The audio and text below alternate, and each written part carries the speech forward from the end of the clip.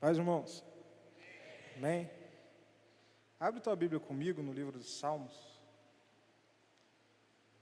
O Salmo de número 126.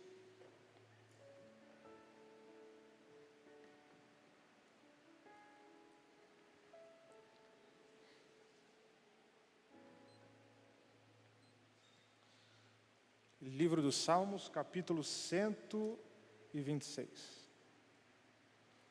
Amém? Segura a tua Bíblia. O tema dessa noite é Restaura, ó Senhor. Amém? Hoje eu cheguei aí uns 10 minutinhos atrasado. E a primeira coisa, Danilo Rio, e a primeira coisa que eu ouvi o Thomas falando era a respeito daqueles que cantam ou louvam a Deus sem nenhuma sinceridade ou sem nenhum sentimento. E nós podemos ver que realmente nós vivemos numa decadência, vamos dizer, musical, embora eu não seja nenhum conhecedor de música, o Thomas pode responder isso, que nós vivemos realmente em um período, em uma era de decadência musical. Isso porque o que nós mais vemos hoje, quando se fala a respeito de música, envolve o sentido de lucrar ou o sentido de crescer. São poucos aqueles que ainda têm a intenção de fazer uma música com sentido de reflexão, com sentido de expor um sentimento, de tratar algo que está acontecendo nos dias atuais. Nós vivemos nessa decadência musical e a gente pode contar nos dedos, tanto no meio gospel quanto no meio secular. Nós conseguimos, sendo leigos, assim dizendo, enxergar isso, que hoje são poucos aqueles que trabalham com hinos ou cânticos, com esse sentido de ter um sentimento, de expressar algo, ou de tratar de alguma coisa relacionada ao nosso mundo atual. Mas quando nós falamos dos salmos, nós podemos notar que os salmos, eles vão envolver diretamente esse sentido de cantar ou de louvar a Deus, envolvendo um sentimento sincero.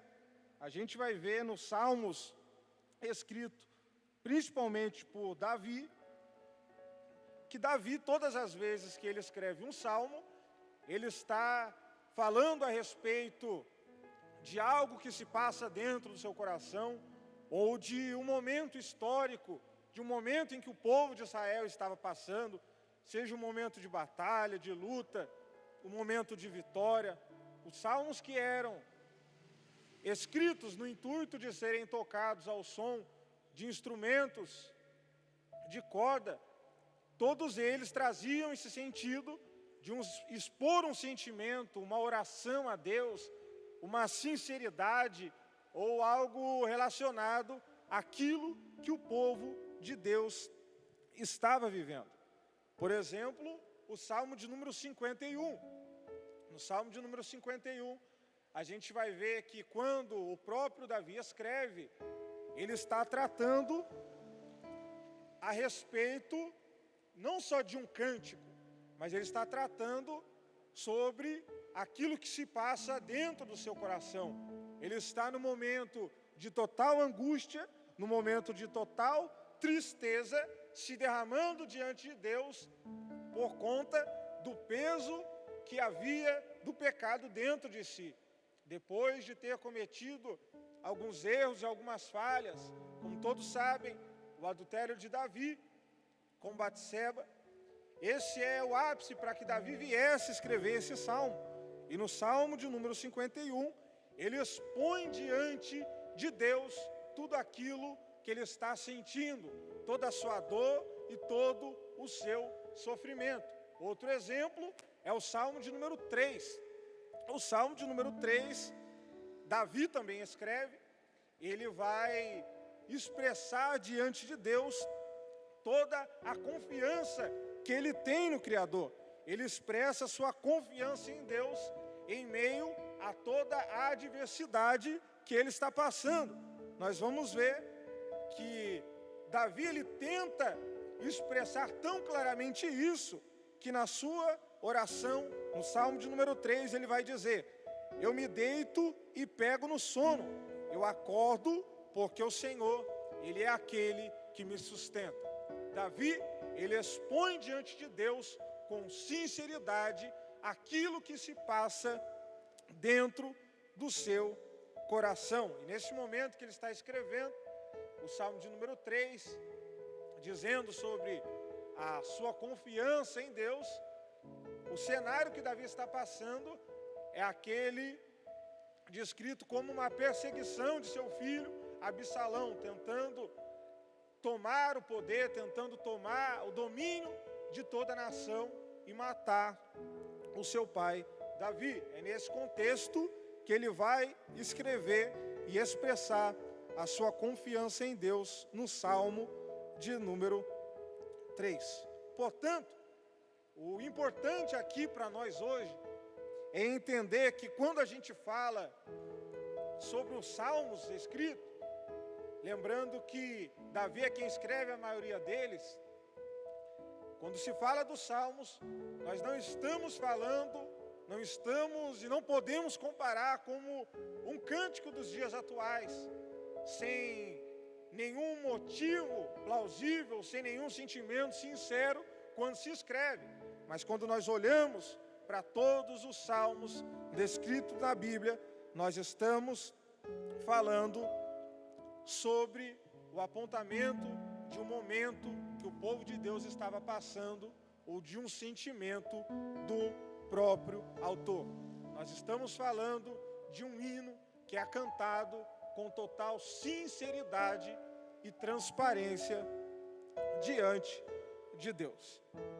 Embora o Salmo de número 126, ou melhor, o autor do Salmo de número 126, seja um autor desconhecido, o propósito do cântico, ele é mantido, que é expressar um sentimento de um momento na história do povo de Deus. Esse salmo, ele é escrito logo depois do exílio de Sião na Babilônia, o exílio do povo de Deus, quando a Babilônia toma Israel e leva ali o povo cativo para uma terra distante.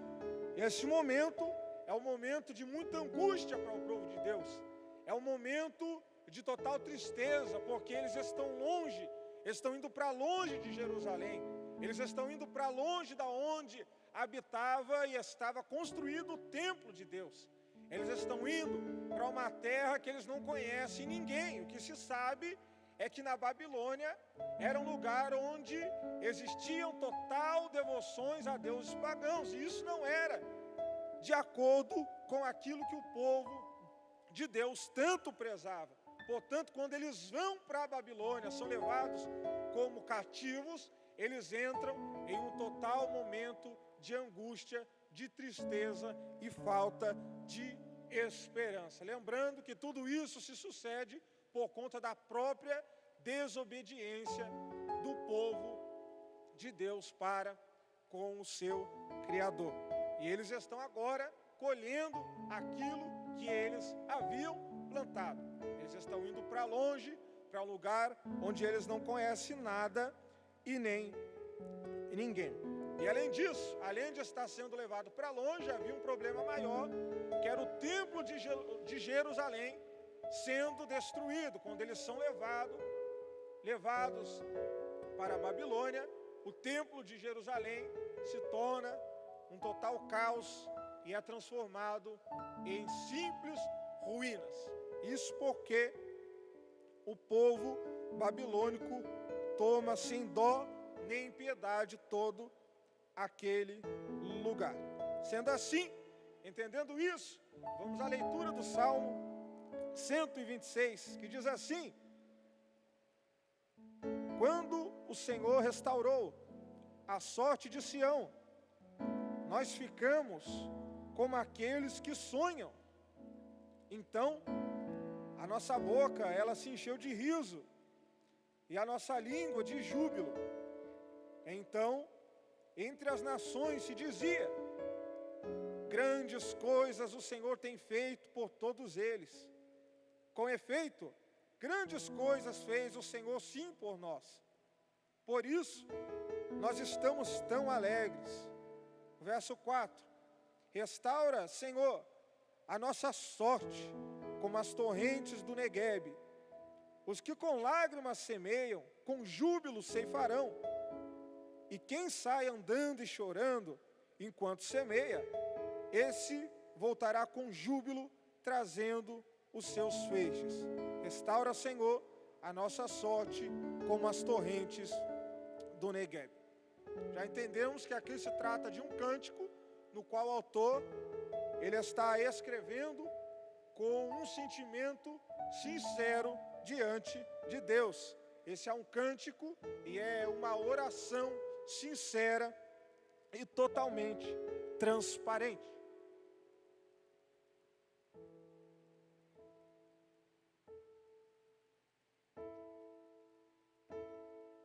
E o que vai se suceder nesse salmo, ele se repete dia após dia entre todos nós, no meio de todos nós. E eu amo os salmos por conta disso, porque os salmos eles vão expressar, eles têm uma aplicação tão eficaz para nós que estamos hoje.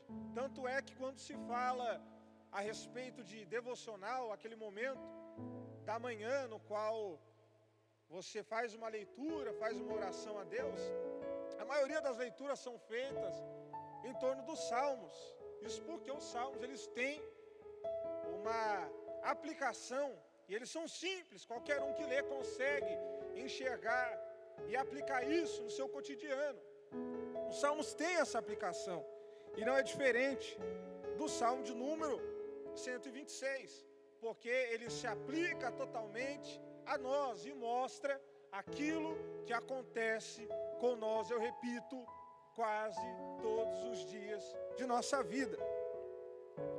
Nessa vida, nós somos levados por circunstâncias, isso é verdade, isso é claro para todos nós. Nós somos levados por momentos, coisas acontecem, coisas se sucedem sem que a gente espere. De repente, tudo aquilo que era momento de alegria, tudo aquilo que era motivo para louvor, motivo para adoração, em decorrência dessa circunstância que acontece sem que a gente espere, de repente tudo isso se torna um caos, tudo isso se transforma sem que a gente espere. E num piscar de olhos, tudo aquilo que era alegria, tudo aquilo que era prazer, se torna choro e tristeza.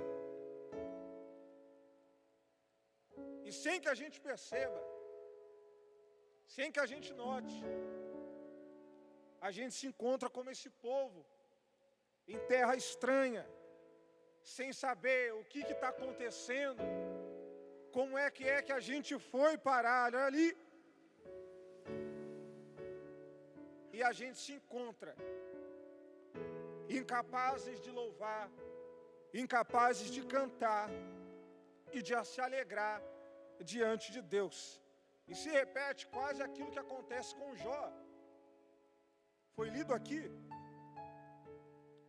Jó estava tudo bem, estava tudo certo, quando de repente o vento sopra e deixa quase nada.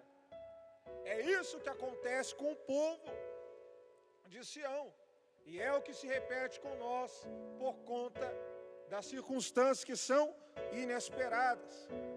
E quando a gente olha sem entender nada, é a empresa que faliu, é a doença que chegou, é a porta que se fechou, é alguém que disse que estaria sempre ao nosso lado e vai embora sem nenhum motivo, sem que a gente espere. De repente, tudo se transforma e a gente se encontra numa terra estranha, em um mundo que não é nosso, sem entender como tudo isso veio acontecer. Eles estavam cativos em um lugar que não era deles. Mas não se tratava, isso é muito importante, não se tratava simplesmente de um cativeiro de liberdade. Não se tratava simplesmente de uma questão de estarem privados de ir e vir, não. O que está acontecendo aqui, nesse salmo, não era simplesmente uma perda de bens, ou uma perda daquilo que eles tinham lutado tanto para conquistar e de repente tudo foi levado. Enquanto de um lado eles perdem a liberdade, tudo aquilo que haviam conquistado, do outro lado, eles haviam perdido a oportunidade de estarem na presença de Deus. Isso porque o templo, lá em Jerusalém, cerca de 1.500 quilômetros da onde eles estavam, o templo que simbolizava o lugar da presença de Deus, havia sido destruído. Eles estavam longe, não tinham liberdade, mas também estavam longe da presença de Deus. Quando de repente tudo muda de novo, quando tudo muda e se inicia o salmo no verso de número 1, que diz: quando o Senhor restaurou a sorte de Sião. Aqui esse cântico começa falando do momento em que eles haviam adquirido sua liberdade novamente e estavam a caminho de Jerusalém. Eles estavam retornando. De repente toda a sorte deles é restaurada. Eles se veem livres do cativeiro. E olha o que o verso 2 diz: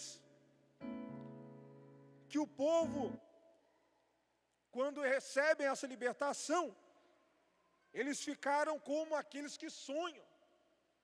Eles estão se beliscando para ver se aquilo era verdade. Porque em um momento eles estavam presos, desesperançosos, e do nada, alguma coisa acontece, eles se veem livres novamente. Aquilo parecia um sonho. Olha o que eles dizem: nós estávamos como aqueles que sonham.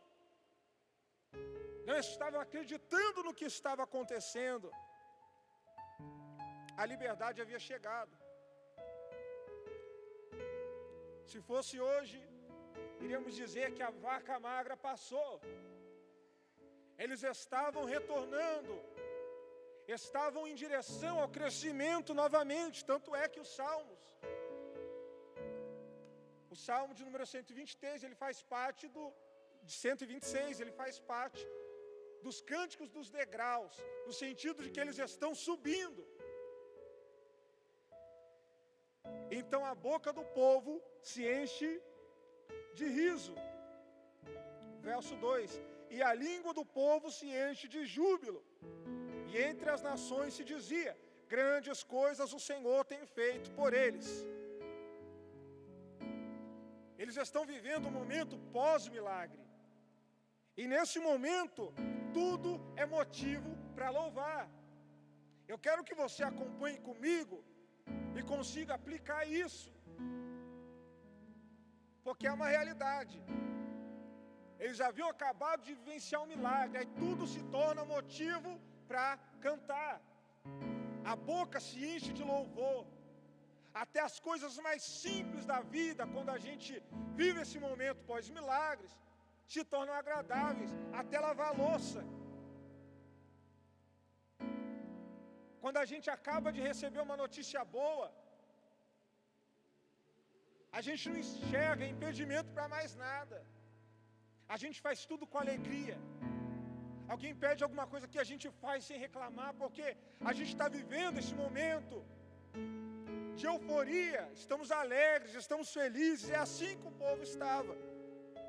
Eles já estavam cantando e louvando a Deus por tudo aquilo que eles estavam vivendo. E eles são tomados por um momento de alegria. E o verso 3 diz: aqueles que estavam à nossa volta diziam: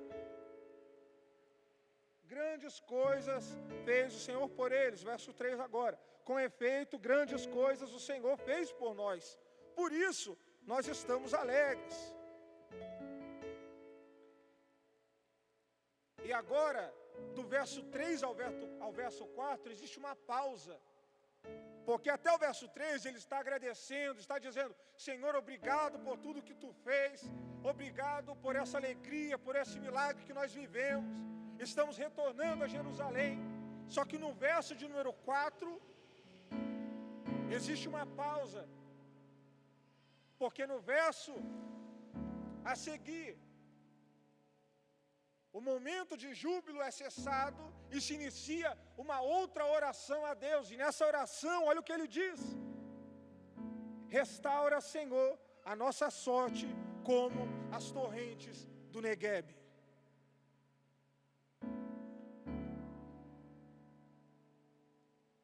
O porquê o salmista interrompe para fazer essa oração e dizer: Senhor, faz mais uma vez por nós, restaura a nossa sorte. Muitas das vezes, quando nós vivemos nesses cativeiros da vida, acontece o que aconteceu com o povo. A gente é levado para longe da presença de Deus. A gente entra num mundo que não é nosso, tudo vira ao contrário. E sem que a gente perceba, a gente é afastado, a gente é levado para longe. E é o que aconteceu com o povo.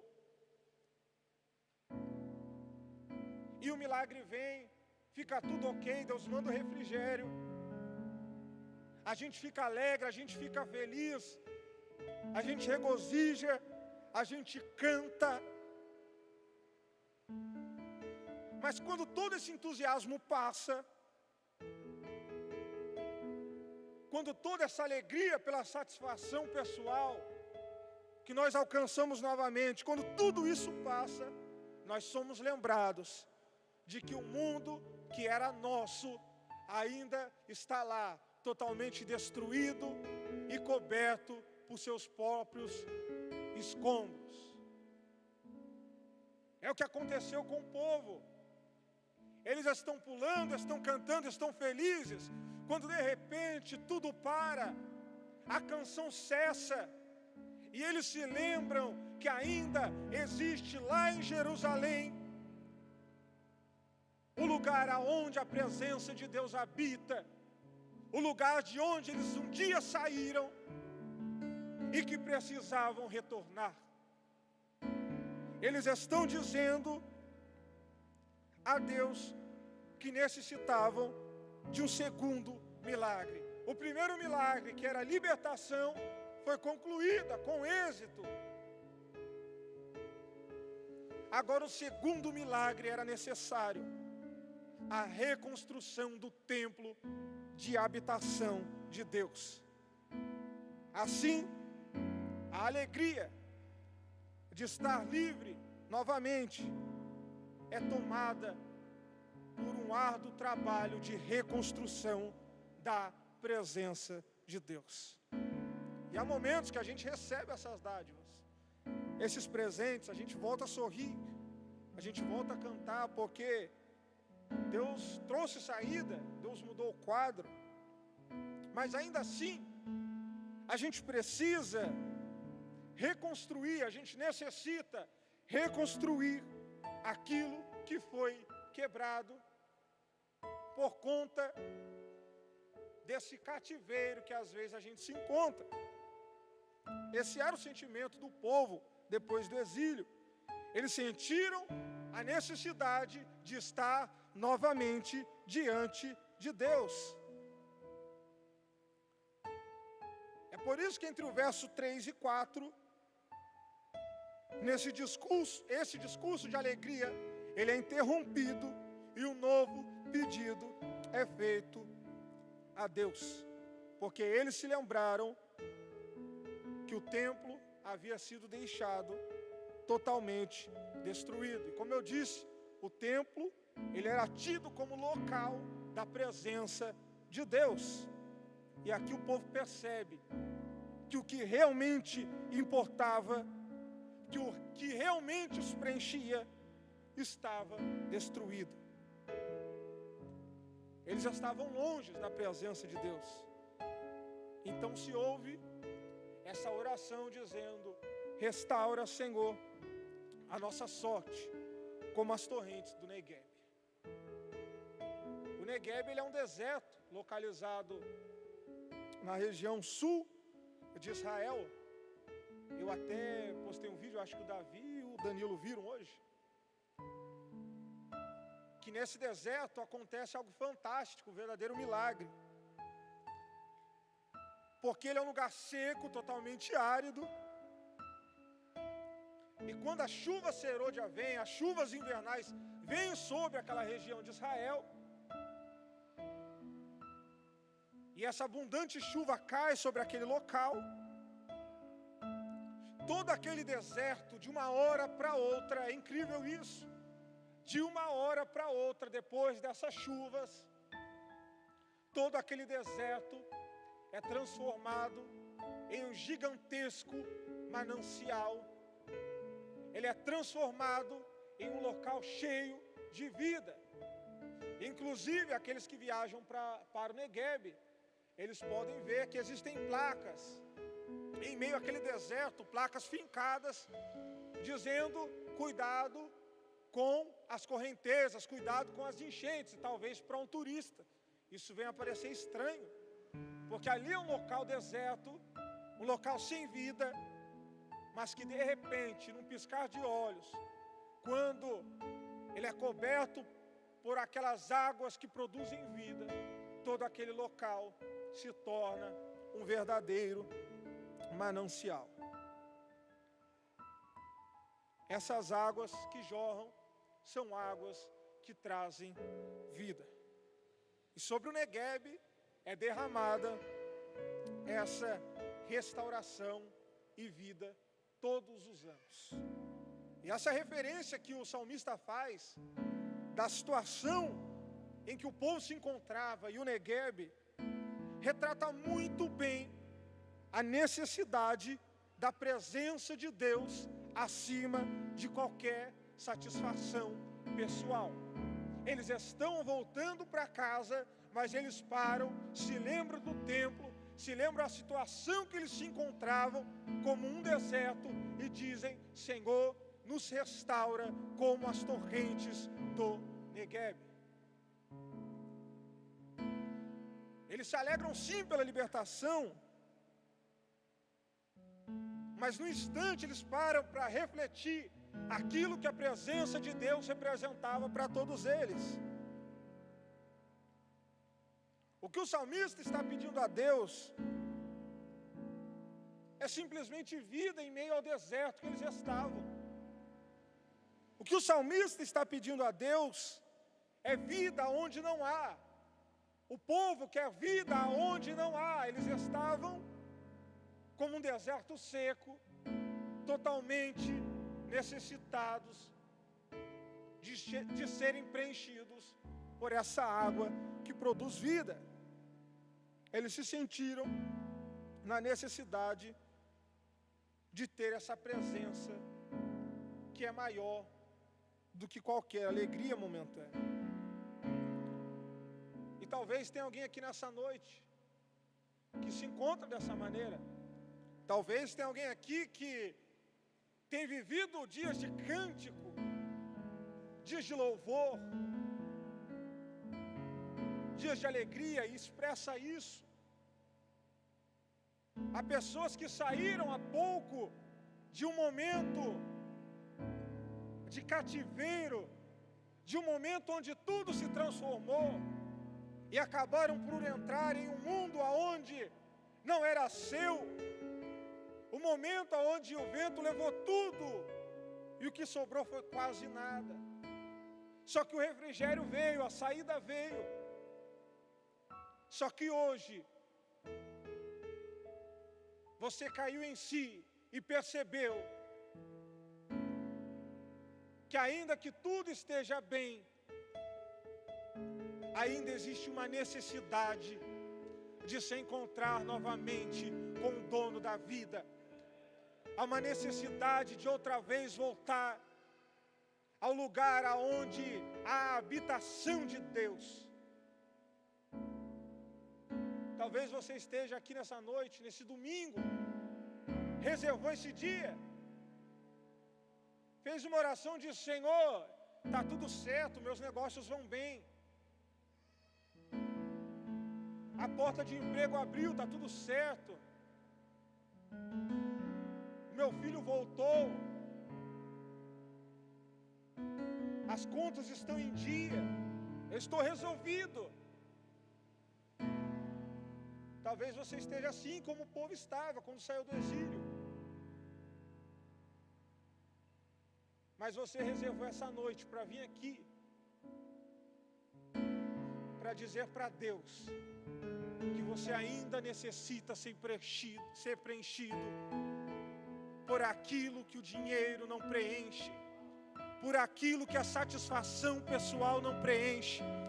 Talvez você veio aqui para dizer: Senhor, eu vim nessa noite te pedir que o Senhor venha derramar sobre mim essas torrentes como do Negueb, produzir vida aonde há só morte, aonde o Senhor há só sequidão da alma. E eu quero te dizer que o dono da vida está aqui e está te dizendo que tem água da vida para você hoje, que Ele pode restaurar aquilo que se encontra como um deserto na sua vida. Creia nisso. Ó Senhor, faz-nos prosperar novamente, como as torrentes do Negueb. Ele não está falando de prosperar novamente daquilo que ele tinha, dos bens que eles haviam já adquirido, não. O que o povo e o salmista estão dizendo a Deus, essa restituição que eles estão pedindo, é uma restituição de alma, porque eles haviam ficado tanto tempo longe da casa de Deus, tanto tempo longe do templo de habitação do Senhor, aonde a presença de Deus se manifestava, e esse vazio, que só poderia ser preenchido pelo próprio Deus, ele é expresso nessa oração. E o pedido a Deus é esse: Senhor, faz produzir vida de novo aonde não há. Traz vida de novo, Senhor, aonde não tem.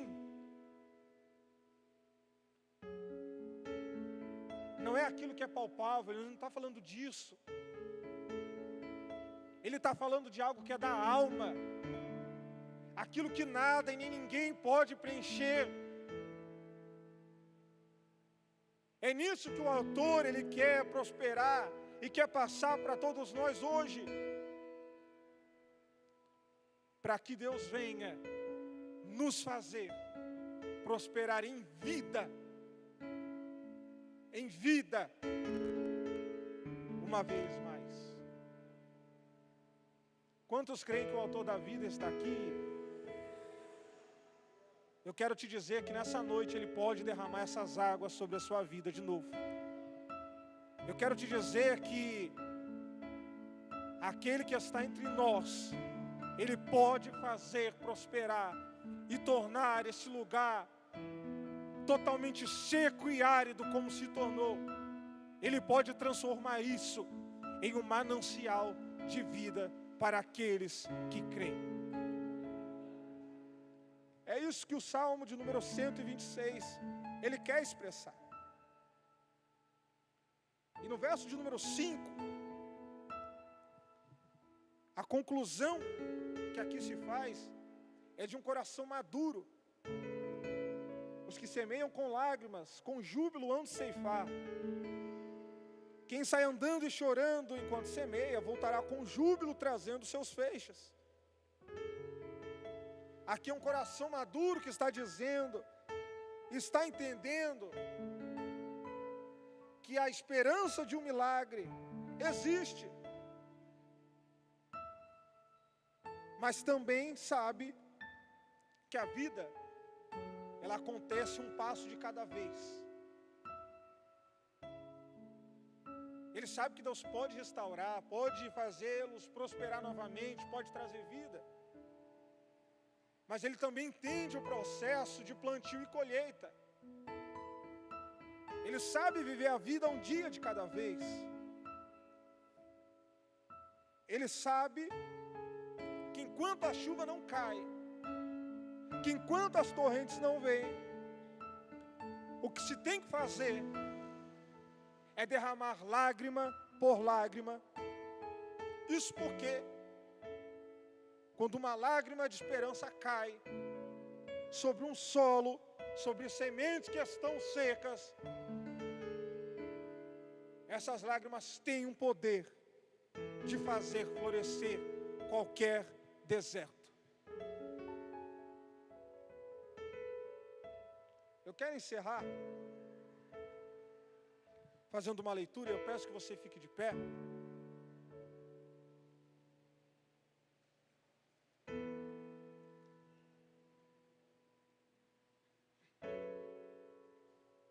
Nós já vamos fazer uma oração.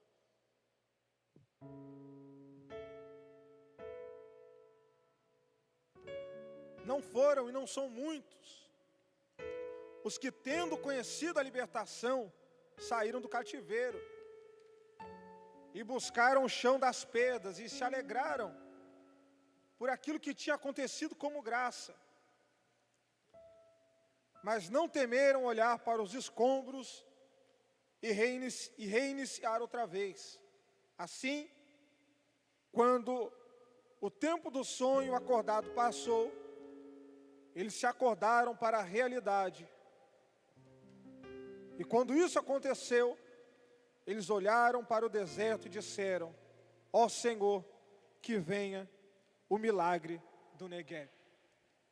Nós vamos fazer uma oração nessa noite. E nessa oração eu quero que você seja sincero com Deus. Eu quero que você esqueça de tudo aquilo que tem sucedido até há pouco. E que nessa oração de sinceridade, eu quero que você tenha coragem de nessa oração se reconciliar com Ele, de estar uma vez mais perto. Eu quero que nessa oração você tenha coragem de dizer para Ele que você precisa estar perto, de que você é sedento desse amor, do amor daquele que pode fazer florescer uma vez mais, daquele que pode e tem a verdadeira água da vida e que há de derramar sobre cada um de nós que aqui crê nessa noite. Curve tua cabeça, vamos fazer essa oração. Senhor, nós estamos diante de Ti mais uma noite. Ó Deus, é através dessa simples palavra, Senhor,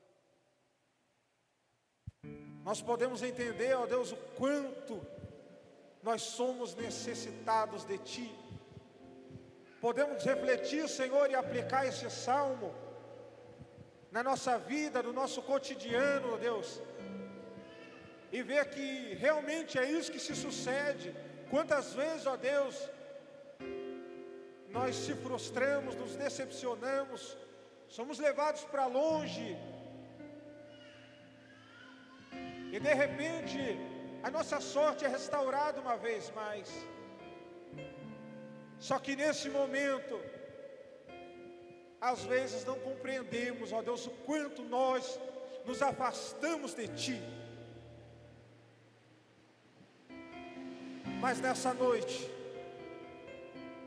nós caímos em si, ó Deus, e percebemos o quanto Nós precisamos ser restaurados, ó Deus, pela água da vida que é o Senhor.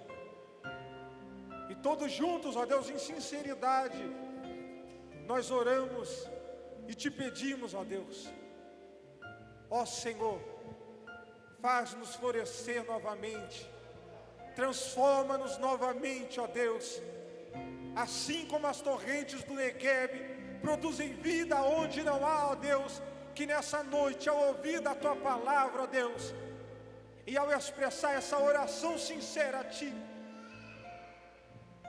que esse manancial de água viva possa fluir em cada um, em cada coração, que aqui se abre a Ti nessa noite, ó Deus.